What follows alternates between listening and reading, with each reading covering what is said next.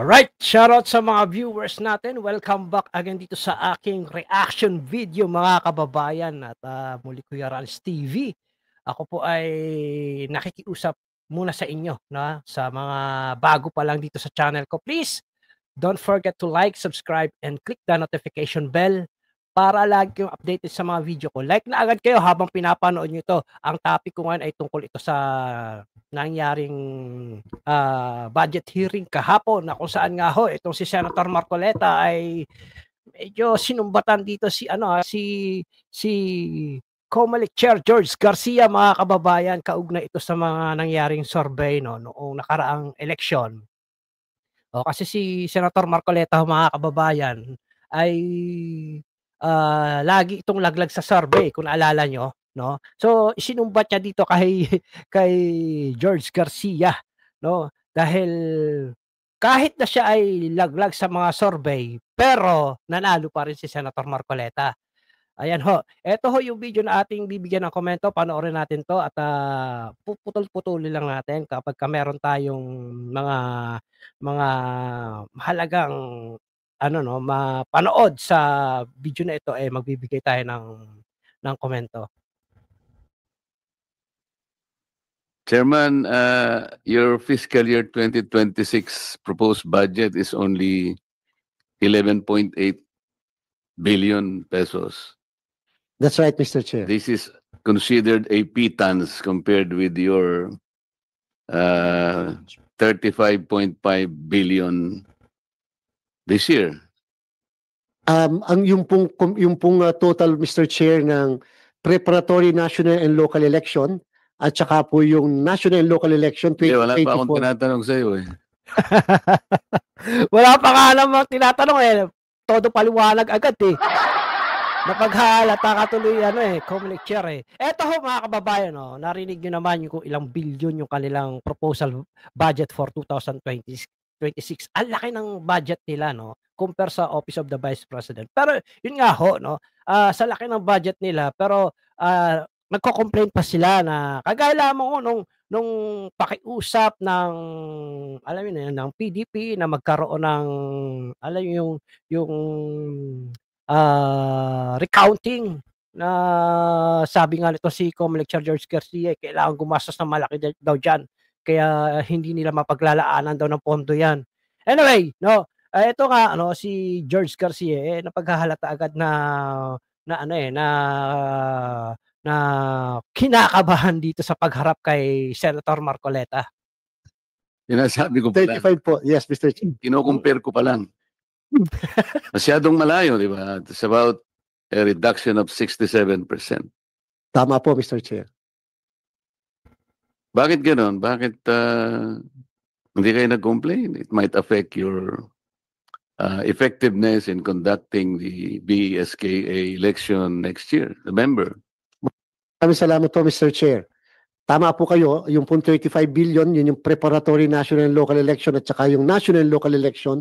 Sa bagay, noong nakaraang naman, kailangan talaga nila ng malaking pondo, malaking budget kasi nga medyo yung election na yun, senatorial election yun itong taon na ito 2026 SK election yata kung di ako nagkakamali barangay and SK election. So maliit lang ang budget na kailangan diyan. Pero malamang sa 2028 talagang diyan sila babakbak ng malaking budget. Kasi national ho yan at presidential election ho yan.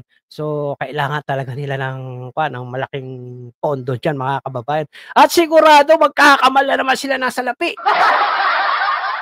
Bakit? Ewan ko. Bahala na kayo.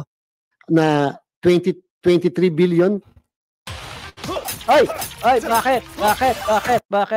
Teka ha. Stop lang ha. Plus more or less po 14 billion.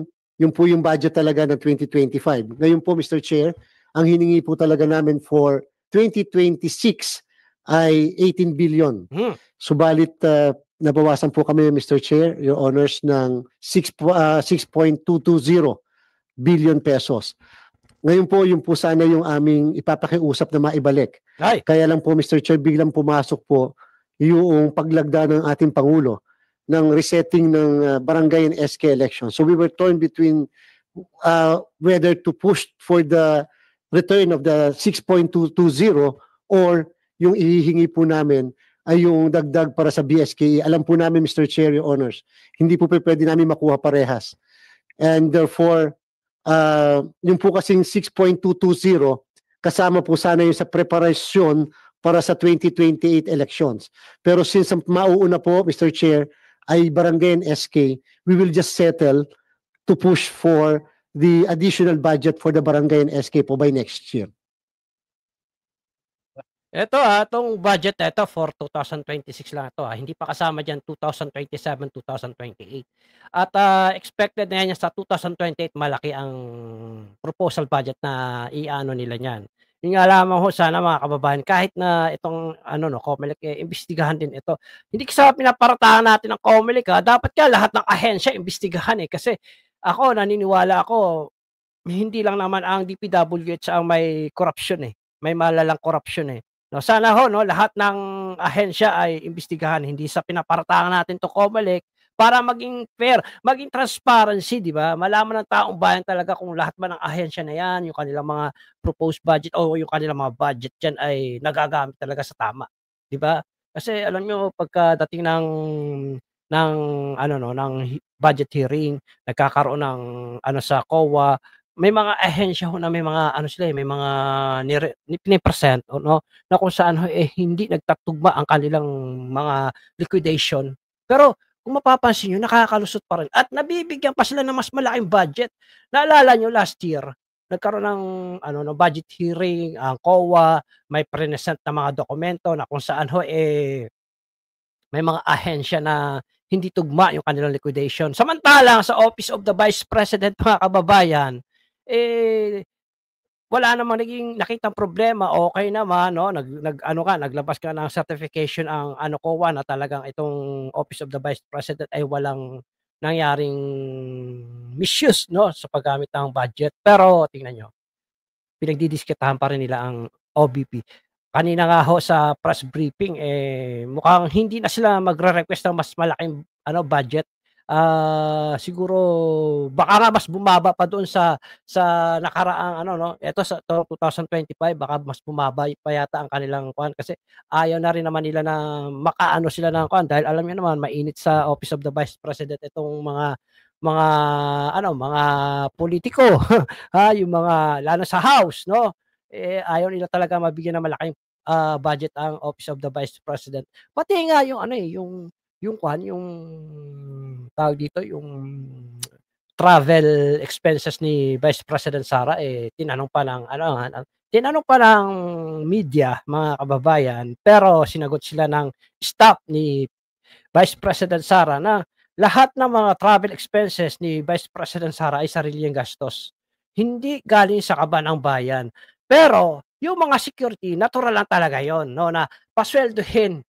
Kaya ang sahod ng security ay galing sa gobyerno. Natural 'yun kasi kahit naman na lumabas ng bansa si VP Sara, Vice President pa rin siya at kailangan pa rin siyang protektahan. Right? Yung mga tulongges na pumupuna sa travel ni VP Sara FYI, yung travel ni VP Sara, sarili niyang gastos yun. Hindi galing sa pera nyo. Kung kayo man ay taxpayer, hindi galing sa inyo yun. Galing sa sarili niyang bulsa. Ngayon, kung questionin nyo naman na yung mga securities ni VP Sara ay pinapasahod galing sa tax ng taong bayan, natural talaga kasi Vice President pa rin naman si VP Sara kahit na siya ay pumunta sa ibang bansa. Hindi pa rin naman niya iniiwan yung pagiging Vice Presidente sa Pilipinas. At tuloy-tuloy pa rin naman ang trabaho ng Office of the Vice President. Actually, ang dami na talaga mga accomplishment ng OVP ngayon Kanina nga ho sa may present silang video talaga naman nakakabilib talaga ang Office of the Vice President. Napaka nila sa trabaho nila. Although hindi talaga kailangan ni VP Sara ng mga accomplishment kasi hindi naman siya ang presidente, di ba? Meron nga ang issue ang presidente ay yung tungkol sa utang sa South Korea, di ba? Na i-deny nila pero inamin naman ng South Korean government na meron nga raw kaso parang alam mo nagtatakipan kasi parang ang pagkakaintindi ko ay parang ikinakan sila ng South Korea. Tama niyo na lang ako kung mali ako sa pagkakaintindi ko. Hindi ko kasi masyadong na napanood yun, narinig yung ano ng kwan, Pero balitang-balita daw yun mga kababayan sa South Korea. Pero i-deny na ni si Gibo, no, dinideny niya yung tungkol doon. Pero dito tayo kay Comrade George Garcia. Tuloy natin 'to.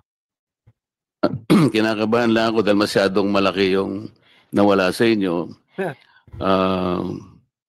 Di ba merong kasabihan yung mga American Indians? If you want to hit the target, you have to set your aim a little bit higher than the target.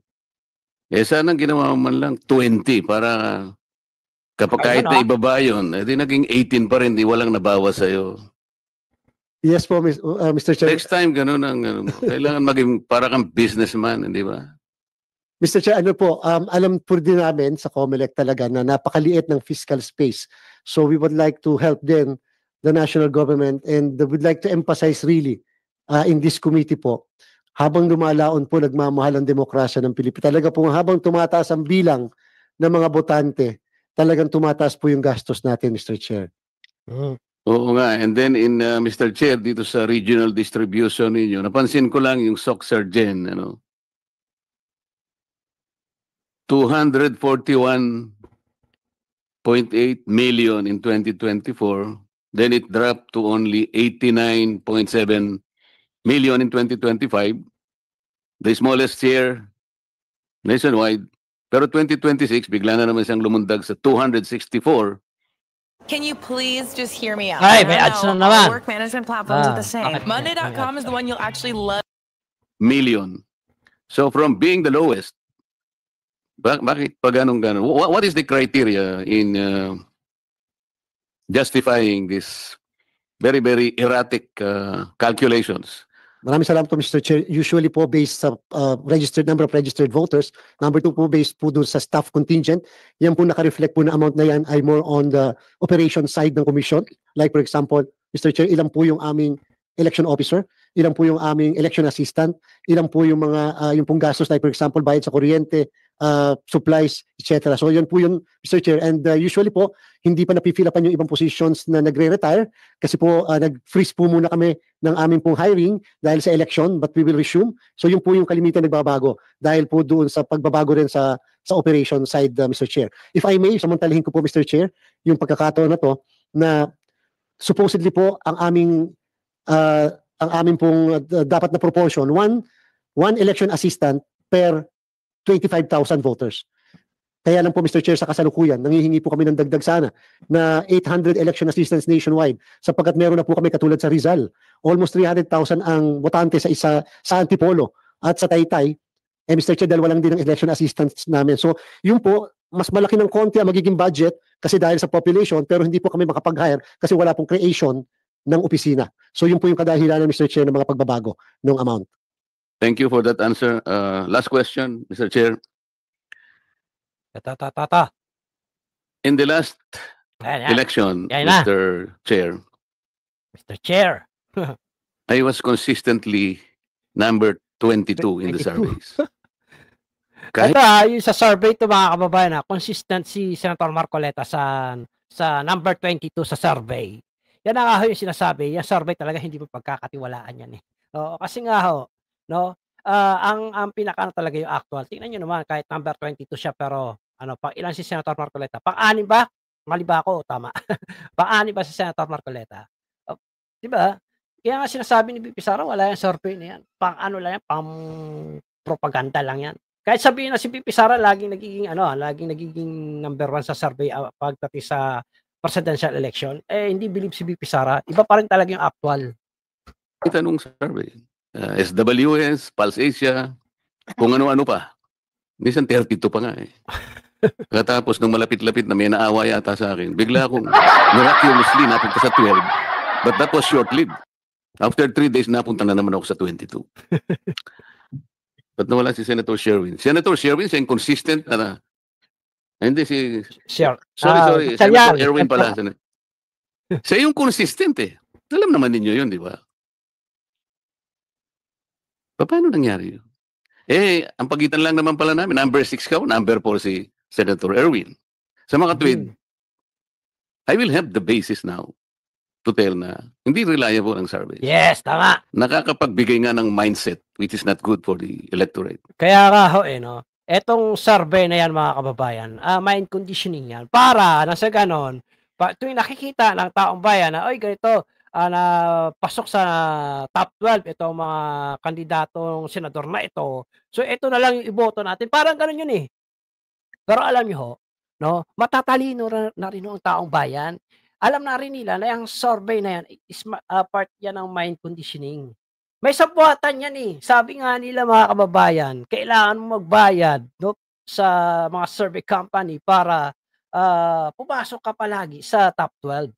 Yan ay inano rin ni Senator Marcoleta noon ha. Kaya hindi rin siya believe sa survey na yan. At totoo naman na kahit na maging number maging number 22 no 23 pero ang taong bayan pa rin ang magdidesisyon. Tingnan niyo ang nangyari kay Senator Marcoleta. Sa dami ng mga Duterte supporters, binoto siya. Kaya siya nanalo. Yung alam niyo sa totoo lang, 'di ba? Alam niyo rin naman 'yan na ang Duterte 10 tutuusin talaga, panalo 'yan. Visayas Mindanao panalo eh. Kaya magtataka ka bakit hindi sila nakalusot noong lumabas na ang resulta ng botohan. Kahit si BP Sara alam niya nananalo, kahit si Senator Robin alam niya nananalo, pero iba talaga pag ang kalaban mo nasa posisyon, 'di ba? Kaya nakakalungkot lang ho nasa Pilipinas ang mga kandidato hindi binoboto ng taong bayan pero nananalo, ang epekto ho nun sa taong bayan. Tingnan niyo nga ho. Na pamumulitika ang nangyayari, kampi-kampihan sila eh. Kung talagang ikaw gusto mo magsilbi sa taong bayan, no? Dapat doon ka sa taong bayan, hindi sa politiko. Hindi ka dapat papabor sa pakiusap ng isang politiko, 'di ba? Paano mapipigilan 'yan? Paano ba mangyayari na sa susunod na eleksyon maging malinis? Alam niyo, totoo naman kasi talaga na ang eleksyon, tuwing may eleksyon, nagkakaroon talaga ng dayaan yan. Kahit nga sa mga barangay, SK election, nagkakaroon ng dayaan yan. Pero sana naman hindi naman talaga, huwag naman sana manggaling pa sa, gaya sa COMELEC, di ba? Naman yan binulgar naman yan ni Attorney Harold Respicio tungkol dun sa version, 35 ba yun, na kung saan ang pina-audit nila yung version 4 ba o 34. Tapos ang nila yung version 35. Hindi lang ako sure doon sa sinasabi ko, nakalimutan ko na kasi. Pero yun yung binulgar ni Attorney Harold Respicio. Kaya nga dapat yun ang makuha talaga Kaya lang sigurado dinispose na nila yun. At kung mapapansin nyo rin, no, after isang buwan lang yata, nag-delete na sila ng mga records ng nagdaang eleksyon na bawal daw ho yun. So, ito ang problema ngayon sa bansa natin. Yung dayaan, no? Ang iluluklok nila ay yung mga politiko na ang interest lamang ay para sa sarili nila. Para sa kanilang mga kakampi, no? Yung sila lang talaga yung makikinabang. Yung taong bayan, wala, kawawa. Tayo kawawa. Kaya naniniwala tayo na yung mga kagaya ni Senator Marcoleta na binoto natin, ang hangad niya ay makapaglingkod sa taong bayan.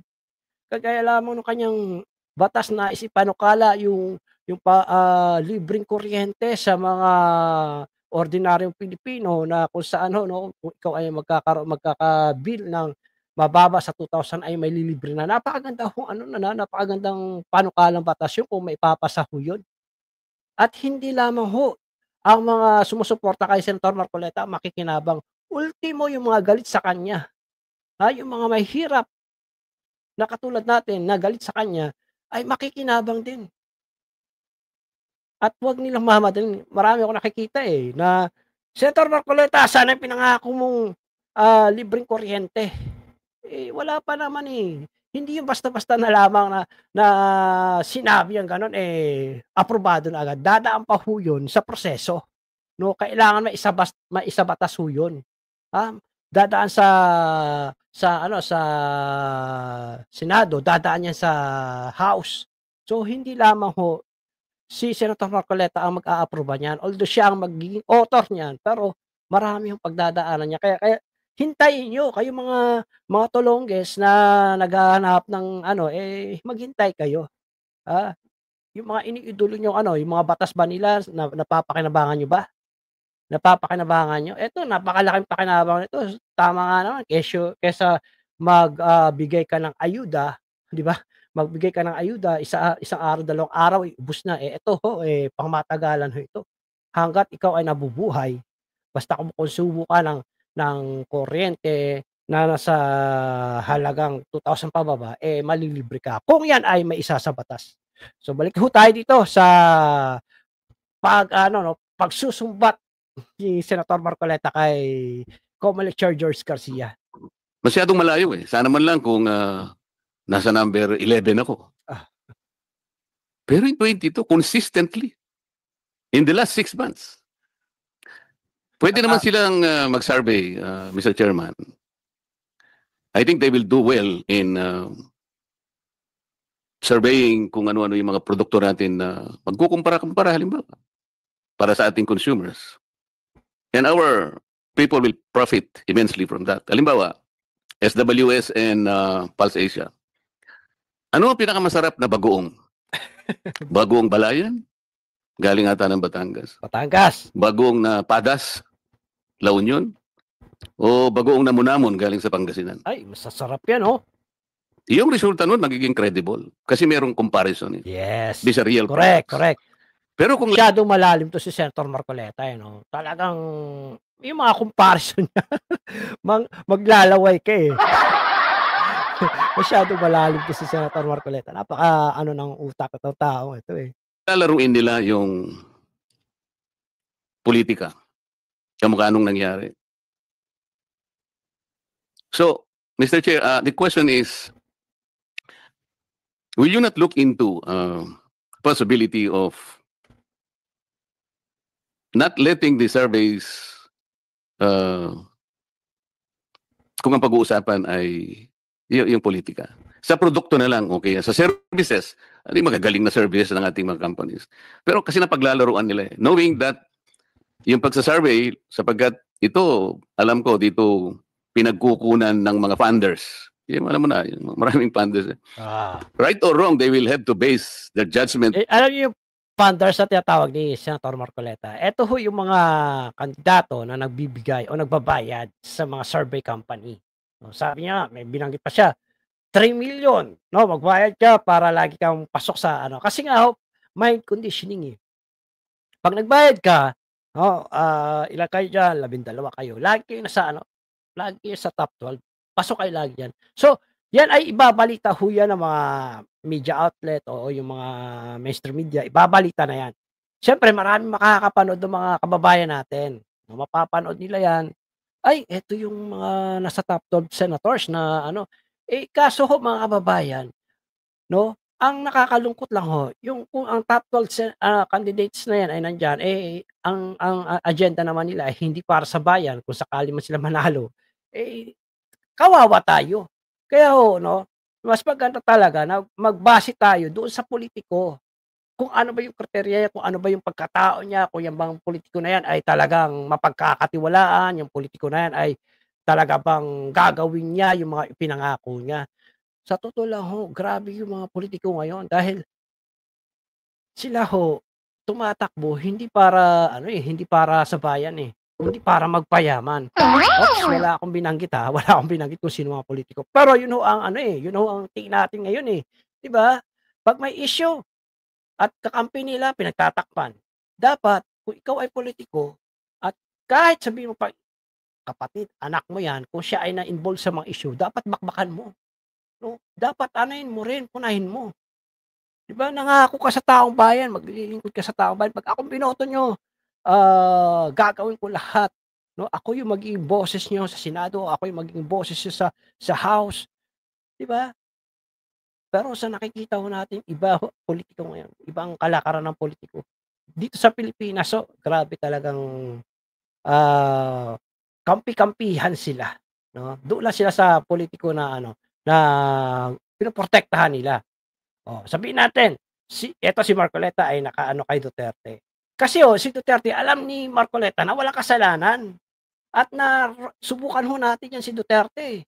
Diba? Subukan natin yan ng 6 na taon at talagang kung ano yung pinangako niya, tinupad niya. Hindi man niya natupad ng 100% pero tinupad niya. Hindi siya nagpayaman. Nakaranas ho tayo ng safe na kung nasa tuwing tayo lalabas ng gabi, wala tayong nararamdamang pangamba nung panahon ni Duterte. Diba? Marami ho akong nakakausap sa Maynila, lalo na nung panahon na kami ay nagrarally dyan sa Liwasang Bonifacio. May mga nakakausap ako mga taga Caloocan, Tondo, no, na mga kababayan natin. Pinikwento nila yung mga nararanasan nila sa kasalukuyang administrasyon. Alam nyo ho, ultimo sa pintuan lang ng bahay nila, tatambay sila, tatayo sila doon, may hawak na silang cellphone. Dadaanan ka na lang ng kawatan, bigla kang hahablutan ng cellphone. So ang kawatan nyo, ang mga masasamang loob ngayon, walang takot. Kumpara nung kay ano. Kaya nga ho, sana kung tayo ay pipili ng ating iboboto, yung talagang totoo may malasakit sa atin. Hindi yun dahil sa kapangyarihan. Hindi yun dahil sa gusto lang nila maging hari at pagkamal ng limpak-limpak na salapi. Tingnan nyo ang nangyari sa Kaban ng Bayan. Tingnan nyo yung corruption ngayon sa flood control. Diba? Sobrang lala na ho eh. Kaya lang, paano ba ito mapipigilan itong ganitong klaseng dayaan sa eleksyon? Diba? Talagang noong pa man ay may dayaan na. Pero sana naman hindi nanggagaling sa COMELEC, di ba? Hindi sana nanggagaling sa COMELEC kasi yun ang sabi ni Attorney Harold Respicio di umano. Na nagkaroon ng dayaan kahit si BP Sara sinabi niya talaga may dayaan nangyari. O may dayaang mangyayari. Sinabi ni BP Sara yan noon bago pa eleksyon. Pero wala tayong magagawa. Kaya tayo ho ngayon ang kawawa. Tayo mga ordinaryong Pilipino. Tingnan niyo ho, yung mga kababayan natin, tuwing may malakas ang ulan, nilulubog sila ng baha. Kasi ho, bumoboto tayo ng mga politikong mga korap. Kung sino gusto nilang tulungan financially. Kung ano yung survey. So kung talagang ikaw ay nasa 22, malamang hindi ka talaga. Oo. Talo ka na, laglag ka na. Maring ikaw ang pinakamaganda lalaki. Malayo ka eh. Nawawala ngayon yung mindset nandun eh. I think it's high time for the COMELEC to look into this. What do you think, Mr. Yes, Mr. Chair, Your Honors. Several weeks before the conduct of the election, there was this public pronouncement of then Congressman Marcoleta about the surveys. Yo, what's up mga boss? Welcome sa first episode natin ng Expert. Teka muna ha. Beginner at gustong matutong. At yun po yung naging cue ng Commission election. We passed a resolution. We created a task force respect, regulation and regulation enforcement of survey practices and election credibility and transparency. Kinala po namin ang lahat ng mga survey firms. We passed a resolution at sinabi namin we will regulate them. We will not interfere sa kung sino ang mag-komisyon, kung magkano ang komisyon, etc. But they will have to submit. Dapat yung mga survey company niyan, dapat pagbawalan na rin sila mag-survey. Ako alam nyo sa totoo lang nung nakaraang election, mas naniniwala ako sa ArcLight. Kasi online survey. Tsaka yung nare-reach ng kanyang survey, milyong sa social media kasi talaga kumakalat eh. So doon sa survey niya, sa totoo lang ho, pasok talagang Duterte 10 eh. Pasok na pasok talaga sa survey niya. Yun talaga ang pinaka-legit ha mga kababayan kasi social media, alam niyo naman ang kapangyarihan ng social media talagang malawak ang nararating yan. So nung maglalabas siya ng result ng survey, pasok talaga ang Duterte 10. Hindi siya hindi siya talaga Duterte supporters. Pero sa kanya survey talagang pasok na pasok ang Duterte 10. Tsaka iba talaga ang online survey kaysa naman sa mga ganyan na kakausapin mo lang 2,000 katao. Ewan ko ba kung mayroon nga ba talagang 2,000 katao ang nakakausap ng mga yan. To COMELEC, yung lahat ng reports. Alam niyo po, Mr. Chair, naging napaka-successful po yung kahit ilang linggo lang na-establish before the election because practically everybody sa SWS, Okta Research, and such other survey firms nag-participate po. At ang sabi nila, tama rin na nandito meron tayong ganito. Because madami rin po kasing nalaman din namin, marami pala po na gumagamit ng pangalan nila in provinces, for example po SWS, hindi po pala kanila yon.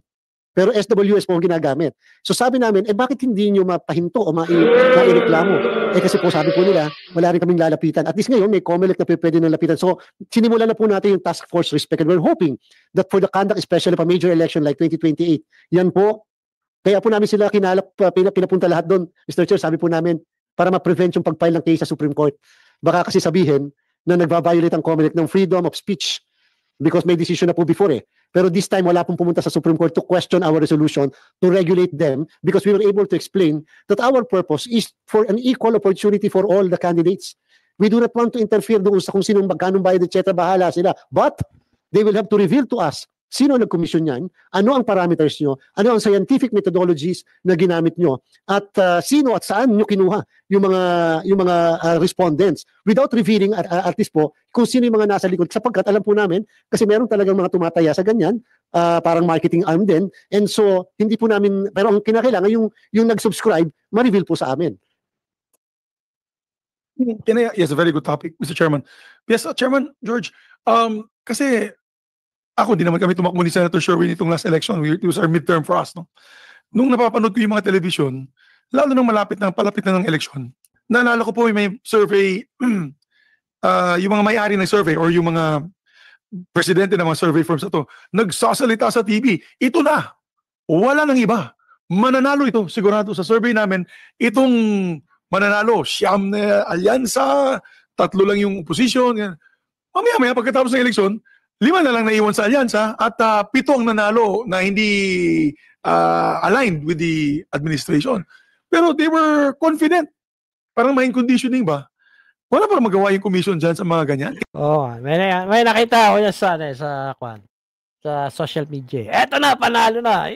Binibida yung alyansa ngayon, ano nangyari sa alyansa? Kasi nga, tama yung sinasabi na talagang mind conditioning yung ginagawa nila. No, na para doon mag-focus kayo ng isip ng mga botante. Kaso matatalino ang ang taong bayan Hindi sila magpapaloko sa mga ganyan. May social media na kaya. Kahit na sabihin na ibalita pa sa mainstream, may social media na Mas ano ng social media, alam na ng tao, ay nako, yan, parte lang yan ng pamumulitika, mind conditioning yan. Sasabihin ng mga yan, gano'n ang Pilipino ngayon, matatalino na, hindi na magpapabudol. Maaaring noon, siguro mga kababayan, noong mga nag-umpisang pumutok ang social media. Pero ngayon hindi na Pwedeng noon din, hindi pa uso ang social media. Sa television, papalabas sa survey ng SWS, namuna si ganito, ganun, ang 12 senador na ito.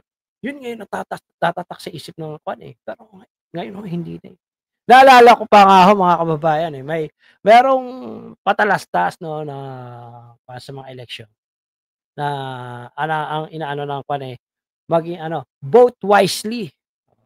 Sabi nung isang kababayan natin na hindi siya ganun kaano sa English, na-interview siya ng isang media. Alam niyo ang tanong niya sa reporter, ay, ma'am, sino ba yung si Wisely? Kasi ang naririnig namin sa television, vote wisely. Ay, hindi ma'am. Ibig sabihin ng kinorek kaya ng reporter. Ang ibig sabihin ng vote wisely, yung maging matalino tayo sa pagboto. Hindi ho kandidato si Wisely. Noon yun. Pero ngayon hindi na Alam na ng tao kung sino yung si Wisely. Alam na kahit na walang pinag-aralan, alam na nila kung sino yung si Wisely. Alam nila na hindi pala talaga kandidato si Wisely. So eto dito sa COMELEC, sana ang COMELEC umaksyon din dito. Dapat kapag buwalan nila yung mga survey company na yan kasi mind conditioning lang Tsaka sabi nga ni Senator Marcoleta, sabi rin ng ibang mga kandidato may mga kandidato daw na nagbabayad sa mga yan para lagi silang pasok sa survey, sayang lang pera nila. Siguro iniisip nila na pag ito magbabayad ako tapos pasok ako sa top 12 sigurado mananalo ako. Yan na kasi ang tatatak sa isipan ng mga botante. Hindi na ganoon. Tingnan niyo naman nangyari. Yung pang number 22 ngayon, anong nangyari? Naging number 5 ba siya or number 6? Hindi ko lang maalala kung pang ilang si Senator Marcoleta Oh, yan. Sinumbatan si George Garcia. And although it's freedom, I know it's freedom of expression, freedom of speech, but at the same time, it's a bit irresponsible kasi alam naman namin dito kami mga kandidato kami. Maraming lumalapit sa aming survey firm din na kung may konting plus ay pwedeng itaas-taasin yung survey. Can't you not also come out maybe with a ruling na maybe you can accredit? Ito si Bongo si Bato, naniniwala ko dito kasi si Bongo talaga, si Bato, kilala talaga yan. Si Bongo, dahil nga sa kanya Malasakit Center, marami hong nakakilala sa kanya at talagang marami ang sumusuporta dyan dahil na rin sa mga Duterte. Kaya nag-number 1 yan. Although si Bongo talaga, pasok sa survey yan. Di ba si PRRD lagi pasok sa survey kahit na hindi naman siya tatakbong senador? So tinanggal nila si PRRD. Pero si Bongo ako naniniwala ako, si Bongo si Bato hindi magbabayad sa isang survey company para lang sila ay laging mapasama sa At yun nga na lumalapit sila sa mga kandidato. Sir, baka gusto mong isama kita sa survey. Eto, ako bahala sa'yo. Basta bahala ka na sa akin. Siguro, alam nyo na yung padulas. Magbibigay ka ng padulas para lagi kang kasama sa number 12 o sa top 12 ng mga senators. Ganun ang sistema nila eh. Pero hindi talaga yan accurate yung na yan. Kaya sana yan ang ipagbawal na rin ng COMELEC eh. Kasi pinagkakakitaan lang din nila naman yan. Di ba? Pinagkakakitaan nila yung mga kandidato. Certain survey firms. Ako, I only look at Pulse Asia. I'm sorry. Ako, Pulse Asia lang ako. And SWS. With all due respect, kaibigan ko iba. Pero napaka-erratic yung kanilang mga survey results. Let's just look at what happened in the last 2025 elections from what they had come out with and what has actually transpired after the elections. And then, parating ng 2028, gano'n na naman ang ating mga kaibigan na survey firms. Gagawin na naman nila yun. Wala bang magawa ang COMELEC dyan? Kasi tama po si Senator Marcoleta. That is being used as a tool also for soliciting funds or donations to your campaign. Tama ka kasi kung lampas ka ng 15, wala ka nang matatanggap ni piso ni centavo. Number 22. Gift certificate lang siguro sa Kentucky Fried Chicken ibibigay sa'yo kahit sa staff mo. Pero yung pag mataas ka, siyempre maraming gusto mag-donate sa'yo, Mr. Chairman. That is the point that we try to make. Is there a way to be fair about it? Because you are the election watchdogs, and I don't want that these survey firms will be used for whatever. I'm Sarah, one of the survivors. Teka ha, merong ads eh. Activities to gain, I'd say, to give false information to the public. Yes, thank you very much, Mr. Chair, Your Honors. Yung pong pinasa namin na resolution na yon na to regulate them, magandang simula pa. Nobody went to the Supreme Court. Nobody questioned. And everybody went inside that system, and therefore we will now go into institutionalize. Sana rin po talaga, yung aming resolution na yon ay masuportahan ng isang piece of legislation. Magkaroon na po ng piece of legislation po. Kasi po otherwise, do sa SWS and Pulse Asia versus COMELEC ay nagkaroon ng decision ng Supreme Court kasi nga po, may boundary between freedom of expression at saka po yung freedom of speech. Kaya medyo may konting hesitancy ang COMELEC at that time. Pero ngayon po, we pushed for task force respect, and therefore, ngayon po, we will now regulate them from here on. How far can you regulate them, Mr. Chair? Only for purposes, Mr. Chair, of we requiring them to submit basic and certain informations. Will that correct the kind of method that they're using that in the end it will become a mind-setting exercise? Where does freedom come in? Are going to, Mr. Chair, we are going to publish lahat ng kanilang mga submissions sa amin. Not necessarily to drive away yung mga itatago sa Let's test the argument at the Supreme Court. Where does freedom... Alam nyo, naalala ko, merong din to si Senator Marcoleta at si George Garcia. Naalala yung offshore account. Yung tungkol sa Miro. Merong yan eh. Na kung sa merong 1 billion na pumasok sa account itong COMELEC. Naisingit ko lang no. Kaya medyo siguro si George Garcia humarap dito kay Senator Marcoleta eh. Parang awkward siyang humarap kay Senator Marcoleta eh. No? Siguro nga dahil nga doon sa bago pa mag-election yun, matagal pa, siguro mga 10 months pa bago mag-election, nagkaroon ito ng investigasyon si Senator Marcoleta tungkol sa mga yung gagamiting yung Mero, yung pumalit sa Smartmatic Ngayon ho, may na-discovering ano ito si Senator Marcoleta, yung sa offshore account. Na kung saan ay may pumapasok daw na bilyon, no, sa account ng COMELEC. Na itinanggi naman niya ni George Garcia. Kaya siguro medyo ano siya kay Senator Marcoleta, at kung titingnan niyo yung mata ni ni George Garcia dito habang nagsasalita, umiikot-ikot eh. Them come in the survey. Alam niyo po, they will have to publish. They will have to submit sa amin po yung mga relevant information. It's the exercise of freedom of the press. So nasaan yung freedom? Kasi nagkakaroon ng mindsetting, it's a tool. So walang freedom talaga eh. Minsan sinusundan kahit mali. So if we are about press freedom, dapat hindi ganoon ang paraan nila. Sana wala na yung sa politika kasi dito nalalaro nila eh. Walang comparison eh. They will just have to ask people a sample. Ayoko namang puntahan yung kanilang scientific, sa palaging sinasabi scientific, kahit sabihin mo kanyang 1,200, 2,500 or 3 million ang sample mo based on the universe, doesn't matter eh. Pareho din eh, sabi niya. But the question remains eh. Number 22 ako consistently. Pagkatapos naging number 6 ako. How can you explain that?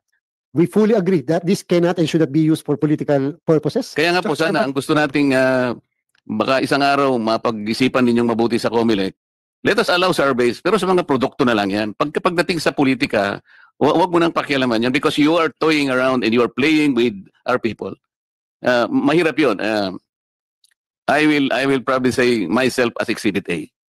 Talagang napakasakit nun eh. Alam mo niyo mga kaibigan, mag-uusap-usap kami. Magkakaibigan na kami, Mr. Chair, Mr. Chairman. Pagkatapos naming mag-meeting, pero alam namin kanya, very good material ka for senator, pero alam mo, wala tayong pag-asa, number 22 ka. Mga kaibigan ko na ito eh.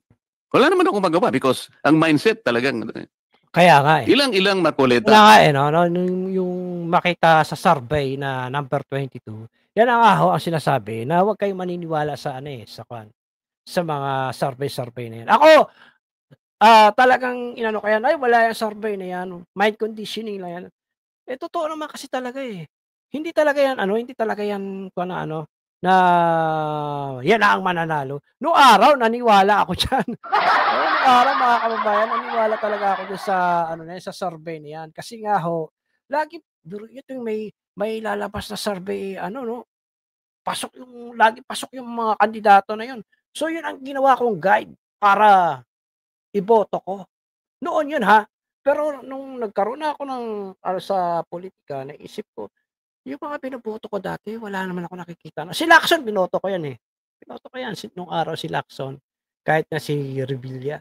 Binoto ko yan. Yung mga silapin niya, binoto ko pa yan eh. Iba pa mga senador, binoto ko. Pero wala akong nakita sa kanila. No? Sila naman ay wala akong nakita sa kanilang talagang sila ay mga politikong nakakatulong sa taong bayan. Naalala ko pa si Lacson noon eh, 'di ba? Meron pa yung patalastas na mas masarap pa sa 14 anyos. Na doon ako na-dismaya sa kanya eh. Kasi naging naging viral 'yun. At talagang binati ko siya doon dahil doon sa kanyang pag-i-endorse sa isang alak na ang caption pa eh, mas masarap pa sa 14 anyos. Well, sa mga kababayan natin, paalala lang ho, sa tuwing may eleksyon, may nalalapit na eleksyon tapos may mga survey, wag ho kayong maniniwala sa mga survey na yan. Kasi ho yan ay mind condition. Nagbabayad ho dyan yung mga nagpapasurvey na mga kandidato. Kahit na hindi sila popular, hindi sila kilala, magbabayad sila para pumasok sila sa top 12. Oo, pagdating sa survey. Ngayon matatalino ang mga Pilipino eh. Kahit walang pinag-aralan, matatalino na ho ngayon. So, dapat maging matalino rin ho tayo sa pagpili ng kandidato. Huwag ho natin hayaan na yung mga kandidato ang hangad lamang ay para sa sarili nilang kapakanan. No? Ang hangad nila ay para sila ay magkampi-kampi. No? Pero ang purpose talaga nila ay kapangyarihan. Yung sila yung nasa kapangyarihan na iba nga dyan, nanlalamang, nagnanakaw sa gobyerno, Yung bang alam niyo yung mga politiko na ayaw sa ano, sa death penalty, huwag niyong iboto 'yan. Bakit? Eh, takot sila na sila'y masampulan ng death penalty, ah.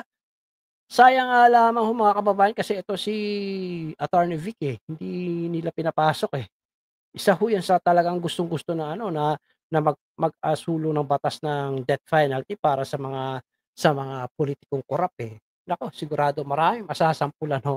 Marami talagang dapat talaga meron tayong batas na ganito kasi wala ng takot sila sa pagnanakaw sa kaban ng bayan. Imagine niyo mga kababayan, limpak-limpak na salapi, bilyon-bilyon, ha? Hindi na bilyon, bilyon-bilyon ang ninanakaw nila. Yung mga nasa gobyerno, yung mga ano ng no, na kagaya sa DPWH. Talagang grabe na ho ang galit ng taong bayan ngayon. September 13, alam ko may mga magpoprotestang grupo. Mukhang malawakang protesta ho ito. Sabi nga nila, mukhang nai-inspire ho ang mga Pilipino ngayon sa nangyari sa Nepal tsaka sa Indonesia. 'Di ba? Siguro naman aware kayo doon sa nangyari sa Nepal, 'di ba? Yung kanilang prime minister doon ay pinatalsik nila, ang asawa ay sinunog ng buhay, no? Pero sabi ko nga, sana wag mangyari dito sa Pilipinas yung gano'n. Puwede naman pakiusapan ang presidente, pakiusapan, no? Pero hindi natin mapipigilan ang galit ng taong bayan, lalo na ho yung mga talagang laging sinasalanta ng baha. Yung mga kababayan natin na mga bagong gamit nila, nilulubog ng baha, panibagong gastos. Punong-puno na ang taong bayan. Lagi ho akong nakakakita ng mga hinanaing ng mga kababayan natin sa social media. Talagang sabi nila, grabe na ho ang nangyari ngayon. Hindi naman ito nangyari noong araw. Bakit ngayon ganito? Konting pag-ulan lang baha na, malalim na baha na agad. Samantalang nung araw binabaha sila 'pag may bagyo lang. Pero ngayon, simpleng ulan ay bumabaha na at talagang taranta na sila, kailangang itaas na nila ang kanilang mga gamit. May mga nakita pa ako tindahan nilubog ng baha, no? Ang kaniyang mga paninda talagang halos hindi niya na maisalba. Yung mga itlog nagbagsakan na, yung kanyang ref naglutangan na. Kahit na may mga kasama siya, hindi talaga nila maano-ano agad-agad yung kanilang mga kasi ang bilis tumaas ng tubig. So sana ho 'no, pumili ho tayo ng matinong politiko. Yung mga politiko na talagang ang nais ay maglingkod sa bayan. Wag ho tayong magpapaloko sa mga politiko, puro salita lang. Gagawin ko 'to para sa taong bayan, gagawin ko 'to para sa puro salita lang yung mga yan, tingnan niyo nga ho. Siguro naman napapansin niyo lalo sa Senado meron diyan. Ako, mas bilib pa ako kay Senator Robin. Senator Robin talagang sarili niyang pera idino-donate niya, at marami siyang nagagawa, ang maapektuhan nun. So, gusto ko sana, Mr. Chair, aralin din natin kung paano natin may sasakatuparan yung pagkuha ng... hindi ko alam kung bakit kailangan kunin natin ang perception ng tao before election. Siguro 3 months before the election, wag na, bawal na. Kasi nga magkakaroon ng mindsetting. Gagawa na sila ng paraan. Nandun kasi yung kita na. This is a multi-billion industry. Alam natin kung sino yung funders. Hindi nila gagawin yun nang wala silang kikita. Alam din nila, kapag nalagay ka sa first 6, halimbawa, sa survey, pipilahan ka na ng mga funders. Itong mga survey firms na to, alam nila ito. So para maiwasan po natin yun, at magkaroon naman ng equal opportunity po yung most deserving candidates, bawalan na natin sila. Siguro, I don't know, we can start with 3 months before the actual election, wag na. Tapos na kayo, pinagbigyan na namin. Ang crucial po kasi dyan, habang dumarating yung election, nandun po yung Tama si Senator Zubiri. Paano nagbago ang buhay ng isang pamilyang Pilipino sa Teka ha. Gamit lang. Hindi po nasa radyo sila po yung nagsasabi. At nasa mga magazine, nasa newspapers. Kapag hindi ka SWS at hindi ka Pulse Asia at gumawa ka ng sarili mo, hindi ka pa. But Pulse Asia and SWS parang institusyon Para bang kung ano yung pinrint nila, that is already the gospel truth. Mr. Chair, this is an undertaking na sana ay makita din ninyo. Definitely. Alam niyo, napapansin ko rin dyan sa mga survey company, parang nagpapasahan na lang sila ng kanilang result ng survey. Ako, marami ho ako napapanood sa vlog ng mga kababayan natin, mga vlogger, nagsasurvey sila, nag-ikot-ikot sila sa Kamaynilaan. Sila mismo actual, no? Nag-ikot sila, tinatanong nila yung mga kababayan natin, mga estudyante, nag-aaral, kung sino yung napipisil nila mga kandidato for upcoming election. Meron pa nga ako napanood na survey, BBM Sara, Tulfo Sara survey. Siyempre, nakakalaman si Sara. Pero yung sa survey na yon, hindi talaga siya fan ni Tulfo, hindi rin siya fan ni Sara. Fair lang siya, no? At hinihingi niya yung opinion ng mga kababayan natin. At malaki talaga tulong kasi kay Sara nung panahon ni Tatay Digong. Dahil sinasabi talaga ng mga kababayan natin, nung panahon kasi ni Duterte, hindi kami nakakaranas ng ganitong hirap o sa pagtitinda, hindi kami nakakaranas ng kasi sa kanya daw napakatumal, alam niyo yun. Tapos niya kami, may mga kababayan tayong nagsasabi, hindi kami nakakaranas ng takot sa lansangan tuwing gabi pag kami lalabas. Hindi kagaya ngayon. Kaya mas pipili namin si Sara kasi alam namin kapag si Sara ang naging leader, katulad yan ng ama niya na talagang ang poprotektahan ang taong bayan, hindi ang mga politiko, hindi ang sariling kapakanan. 'Di ba? So, kaya nga mga kababayan, si Sara lang talaga yung natin, pero hindi natin alam kung si Sara ba itatakbong presidente kasi mukhang nilalaro-laro din ni Sara itong mga tambaluslos eh. Kasi nga ho, may plano silang kasuhan si Sara. Baka nga ho pagdating ng eleksyon, no, pagdating ng filing ng baka mamaya ipa-disqualify nila si Sara. Gagawa nila ng paraan yan talaga na na si Sara ay may disqualify. Hanggat si George Garcia ang Comelec chair, maniwala kayo, maaanoan talaga nila si Sara. Tingnan nyo nga yung isang congressman ng agaw ng di ba? Hindi naman siya nanalo pero siya ang umupong congressman at siya ngayon ang bida-bidahan na naman. So, eto nga ang pinag-uusapan dito ay tungkol sa mga survey company na talagang nakaka sa isip ng ng mga kababayan natin, no? Nakakasira, alam niyo 'yun, no? Kasi kung ano yung nilalabas ng survey at ibabalita ng mainstream media, yun ang tumatatak sa isip ng Kaya sana ho, no, kung kayo man ay may mga kababayan diyan o kapitbahay, kaibigan, kapatid, kamag-anak, no, kapagka napanood nila yan, no, advice sila na huwag na maniwala sa mga survey company na yan. Kasi mind conditioning lang yan. Nagbabayad ho yung yung mga pumapasok sa survey nila para lang talaga sila yung tumatak sa isip ng Kasi pag sila lagi ang lumalabas na doon, talagang sila ay sila yung iboboto. Kung mapapansin niyo rin nung mga nakaraan, no, na laging pasok si Pangulong Duterte sa survey, wala silang magagawa doon, hindi nila puwedeng dayain yun kasi very popular talaga si PRRD. Kaya hindi nila puwedeng ilaglag si PRRD sa at para na sa gano'n din, mas kapani-paniwala yung kanilang survey. Dahil alam nila na si Duterte talaga maraming supporters yan. Kahit saan ka pumuntang kahit saan ka pumuntang lugar, may mga Duterte supporters.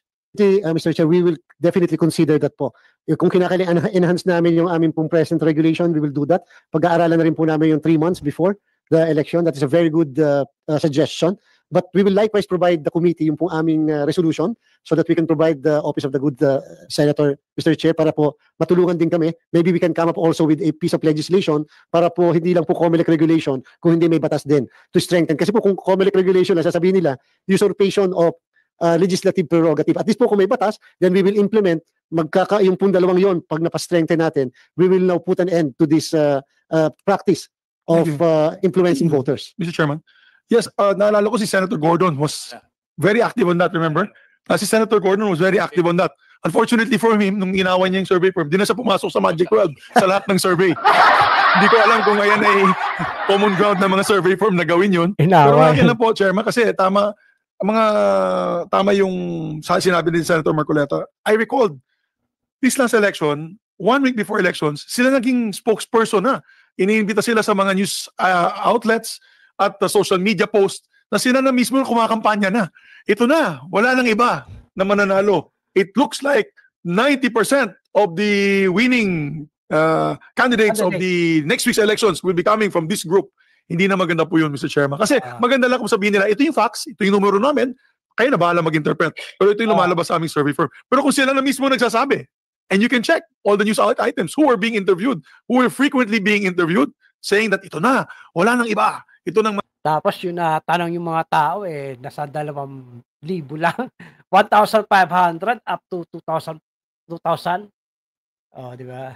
Pumunta kayo sa isang lugar na yung hindi pamilyar yung mga kandidato. Kaya nga ho, no. Sana dito sa mga survey company, wag na sila yung dapat ang aanin na lang nila. Ito ay example lamang ho. Ito yung lang naman ang aming survey ho ito. Hindi ito lehitimo. Hindi ito yung talaga sila yung lalabas. Sa inyo pa rin naman ang desisyon kung talaga iboboto sila o hindi, o kung talagang pipili kayo ng mga kandidato na pupusuan nyo. Dapat ganon Hindi yung sinasabi nga ni Senator Zubiri na, eto na ang mananalo, 90%, sila na talaga yung mali ho yun. Dapat yan talagang aksyonan yung survey company na yan. Kasi nakakaano nga ho yan sa nakakasira yan sa ibang mga kandidato. Mananalo. Tapos na iba nga. And it will greatly weaken your resolve as a candidate. Yes, it will frustrate the candidate, Mr. Chairman. And sayang naman, no, imbis na last stretch na, mangangampanya ka ng mas talagang magpupursige ka, mangangampanya kang 24/7, house to house nga, ika nga, hindi ka na mangangampanya kasi nakalagay doon sa survey, number 20 ka, wala ka na, parang nawala ka na ng gana. Pero, yes, Mr. Chair, masaya kami ngayon. Masaya kami ni Senator Migs, Senator Sherwin. Sa nangyari sa 2025, naniniwala kami. Wala na naniniwala sa surveys. Yes. Salamat po, Mr. Chair. Thank you, sir, for Thank you very much, Mr. Chair. Salamat. Senator Marcoleta. Kaya nga ho, wala na yan. Yung survey company, malulugi na yan. Babagsak na ho yan, mga kababayan. Tingnan nyo nga, ang Duterte 10, talagang sila ay wala, hindi papasok sa survey yung ibang mga Duterte 10 di ba? Pero nanalo nga sa Visayas, Mindanao. Nasa pa rin ho yan, nasa supporters pa rin ho yan. Lalo na kung ikaw ay nasa Duterte di sigurado mananalo ka. Huwag lang dadayain kasi nga, di ba? Tinaya Tinaya, ayun natalo. Imagine niyo si Pastor Kibuloy, nakakuha lamang ng ilang milyon, 5 million. Ilang miyembro ng KOJC meron siya. 'Di ba? Malaking lokohan 'yon. Tapos binoto ko pa siya. Tapos ang nakuha niya lang 5 million. Malaking kalokohan yung mga kababayan, no? Syempre, yung KOJC niyan, boboto yan sa mga ibang miyembro ng Duterte 10. 'Di ba? Tapos yung mga DDS. Kaya imposible talagang natalo sila. Hindi ka panipaniwala. Kaya itong si George Garcia, nako. Sinasabi nga ni Attorney Harold Respicio, no? Mayroon talagang magic na nangyari. Tapos noong nagkakaanuhan na ng resulta ng nag-delay pa. Doon talaga, yun talaga, no? Sabi nga, sa tagal-tagal na raw na panahon na ngayon lang yung nangyari na nagkaroon ng delayed ang pagsumite ng report ng resulta ng election. Okay. So ayun mga kababayan, narinig natin itong si Senator Marcoleta na medyo inanuhan niya ito si George Garcia sa tungkol diyan sa survey. Akala ko nga ang dito ni Senator Marcoleta tungkol doon sa nangyaring dayaan kasi hindi pala Pero may mga may mga nag-aapila yata sa Senado. Ewan ko lang kung aaprubahan nila yan. Kasi alam niyo na, iba na ang Senate President, no? Nasa Senate President kasi ang yan Kaya yung mga kagaya ng ethics complaint laban kay Risa Ontiveros, sa tingin ko hindi yan gagalaw, lalo na't iba na ang tawag dito, ang Senate President. Iba talaga yung si Chis no? Kaya lang may mga iba senador na bumaliktad di ba? Hindi ini-expect natin na sila ay kakampi pero hindi pala, mangga rin daw Alright, so ayun mga kababayan, ako yung magpapaalam na sa inyo at ulitin ko sa mga sa mga bago pa lang dito sa channel ko, pakiusap ko, i-like nyo naman itong video, subscribe and click the notification bell para lagi kayong updated sa mga video na ina-upload ko. Salamat. Ingat po tayong lahat. God bless. Bye-bye.